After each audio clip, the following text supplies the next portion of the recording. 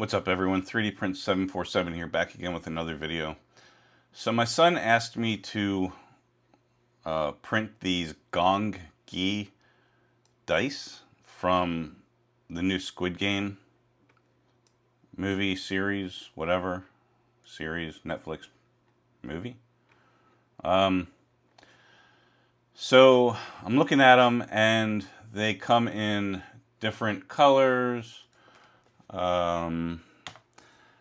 This one I'm going to print in green, so I need to add the AMS, the filament in slot number 4 is green, so I'm going to change that to that.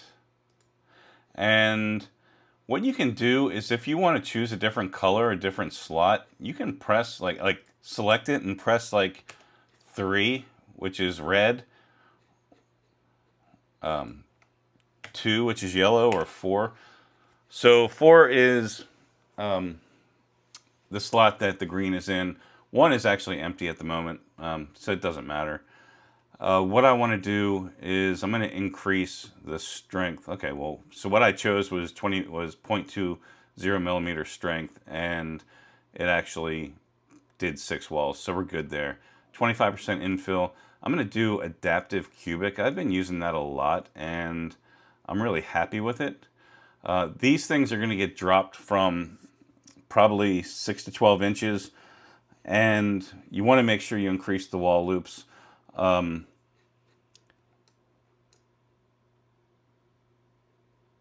it's on the bottom and the top, the triangle. You can see that there. So what I want to do now is I'm going to paint the triangle and use the AMS for the coloring of the triangle. And actually slot number 2 is white. So yeah, we're going to go there. And we are going to paint. Select number 2. I'm going to do the paint bucket and see how good it does. Yeah, that was good. And then I want to make sure I get the sides right. So you want to get the sides at, let me see, there, and there, and then do the same thing for the bottom. And you need supports for this, so I'm going to add them in a second.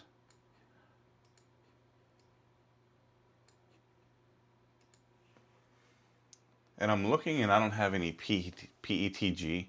What I would normally do is use PETG for the supports because it doesn't stick to the PLA and comes off really clean. Make sure to get in there as well. But I'm just going to use the support settings that I always use. I'll show you that in a second.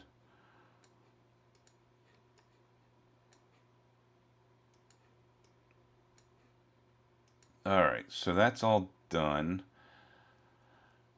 I'm going to use adaptive layer height too, just because of that ridge right there. I don't want it to look kind of wonky like that, pixelated almost. So let's return and select it and select, is that adaptive layer height? I haven't used that in a while. Adaptive layer height, do that, and see how it kind of is adjusting for that edge. So we're going to see how that turns out. You can lower it if you want and see how it's going to change. We're going to kind of keep it at that, around there, and we'll see what happens. Let's reset and see where it resets to. Yeah. So that just reset the settings. It didn't reset that, I don't think. Let's see. Yeah, it doesn't. That's silly. It needs to reset the number. But anyway, let's go to 51. That should be fine. All right, so we got that going. We have the colors selected and everything. Let's go into supports. Enable support. Tree auto. I'm going to do build plate only because nothing needs support up here. The only thing that needs supporting, obviously, is the bottom down here. So you can see the print tower is going to purge green and white. I'm not sure why it's in half like that and not top to bottom. We'll check that out in a second. Style is tree organic. I'm going to choose. Then for the top Z distance, I'm going to choose 0.26. And for the bottom, I'm going to choose 0.22. Hollow. And then for the top interface layers, I'm going to choose 3. And I found that those settings work great. I'm not going to do anything with any brims or anything. I'm printing on a textured PEI plate, which I should probably use the smooth plate to make it look cleaner. So let's do that. And let's... Variable layer height is not supported with organic. Oh, that's right. So for organic, you can't use adaptive. So we'll reset that and not use it. I don't know why that is, but that's the way it is. So let's slice this and let's see what happens. All right, so it's finished, and I got my new Mac Mini, just the base model, but you can see how fast it's sliced. Really fast. I don't know why there's a brim. So it's set to auto. Okay, well, that's fine. Should peel off pretty easy. Let's see. So another thing I want to do is put a weight in there because it is printing hollow, and these things are supposed to be, I guess, kind of heavy, so they're harder to pick up or actually don't feel plasticky and don't feel light. So I'm gonna set a pause, and what that pause is going to do is when it gets to that layer, it is going to pause, obviously, and let me add something to the inside of this and press play and continue. So let's slice the plate again. Bring it back up here, and we're going to print the plate. It's only going to take 30 minutes. So let's go ahead, and I've been getting this a lot. A micro SD card needs to be inserted before printing. Every time I turn the printer off and back on, for some reason it's not initializing the, it doesn't recognize rather the micro SD card. So I'm gonna probably reformat the micro SD in a bit. Let's do time lapse just to take a look and see what a time lapse on a P1S looks like. And we're gonna bed level, enable the AMS, and we are good to go. We've got slot number 2 is not PETG, so we have to go ahead and change some settings here. Let's go to the device, and let's go here. This is not PETG. This is actually generic PLA, and the color is white. Confirm that, and you see the green PLA there.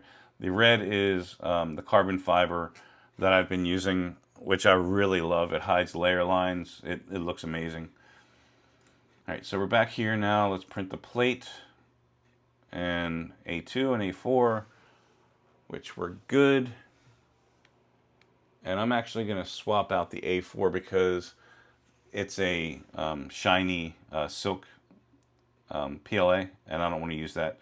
So I'm going to go ahead and reset the micro SD card and swap out the filament, and we will be back to check out the print after.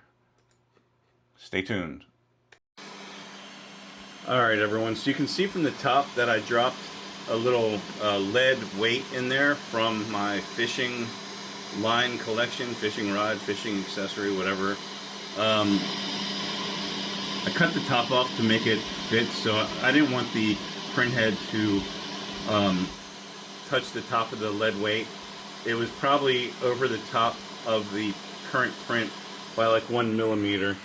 So I made sure that it was lower than the print. So I'm going to hit play, and we should continue printing.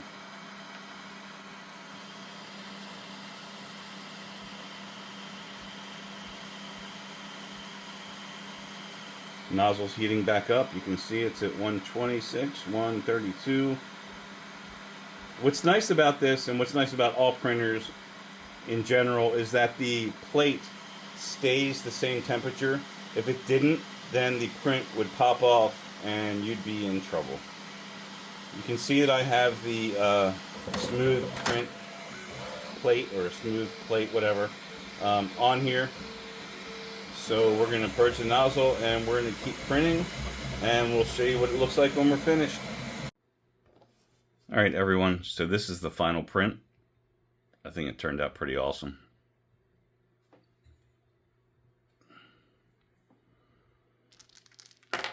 My son's already flipping it and putting it on his hand the way they did in Squid Games. But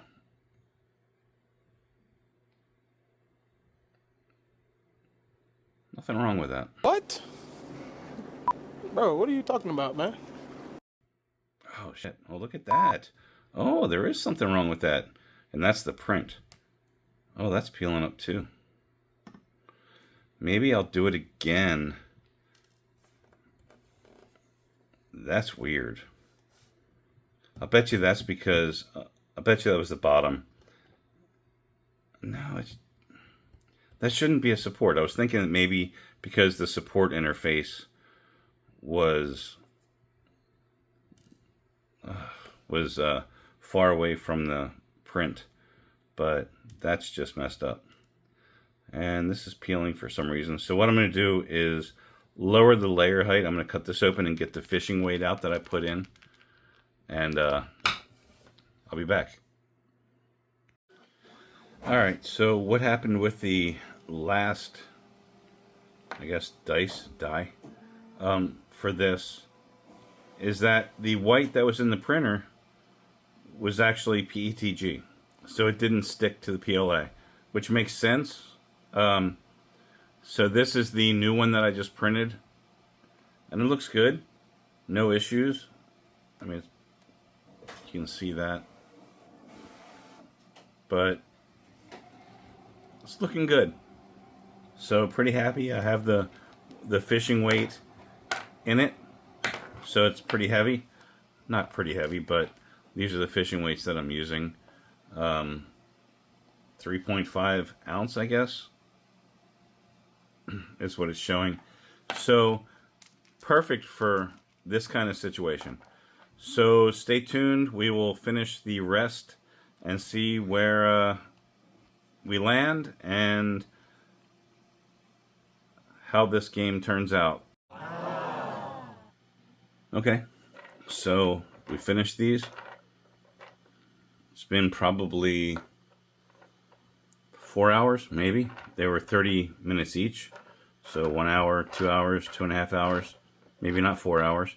I guess swapping the filament and stuff took a little while.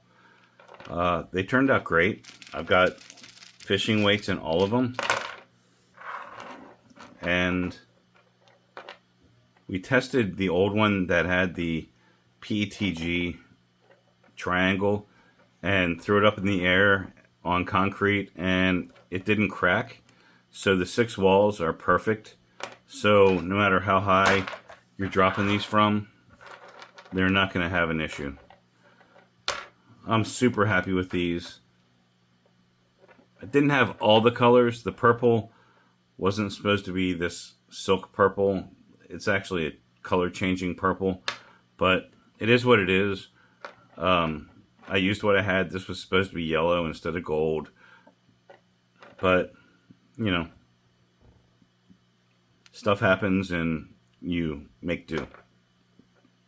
This blue actually ran out right when the white swap happened. So I had to put in a different color, and the printer never used a different color. It went right to the white and finished on that. So that's awesome that I didn't have to deal with the top of this being another color, because I put this in because that's all I had. Well, this is the closest that I had. But turned out awesome. Anyway, thanks for watching, guys. Please hit that like button if you haven't already, and subscribe, and hit me up in the comments and let me know what you want to see next. I still have that Python AMS build coming. I've started looking at the enclosure and how to build it, and it's just a lot. So that's going to take some time, but I wanted to get something out to you guys